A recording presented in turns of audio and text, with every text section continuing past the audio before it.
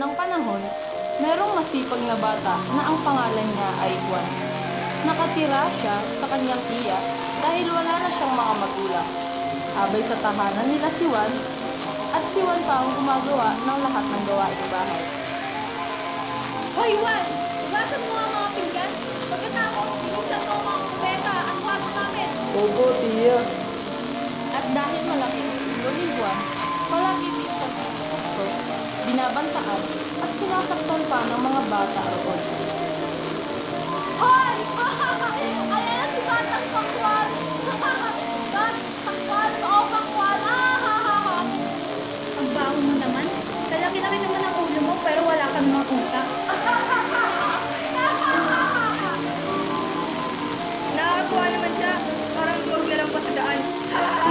Tama na, tama na. Ito ang parating nangyayari kay Juan. Hirap na siya sa pananakit ng mga bata at sa gawaing bahay, na parang bang nagdarasal siya na sana kunin na lang siya ng Panginoon. Oh, Diyos ko. Hindi ko na po kaya ang pananakit na ito. Akala ko pa mahal mo ako. Papa, kunin mo na ako. Kung ganito lang naman pala, buhay ko, kunin mo na ako.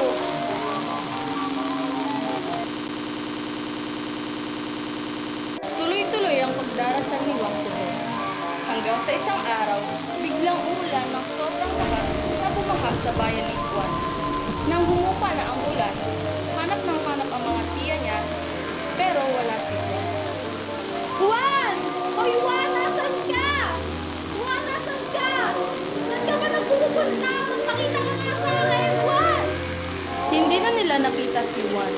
Bagkus, merong tumubo na halaman sa ilalim ng kanilang hagdan. Ang bunga niya ay kahawig ng ulo ni Juan. At nako, laking pagsisisi sa kanya ng buong pamilya ni Juan. Juan!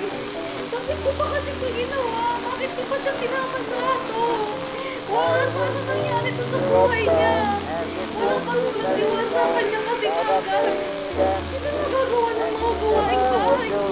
Juan! Patawarin mo ako, Juan! Simula noon, inalagaan na nila ang halaman para humingi ng tawad sa kanya.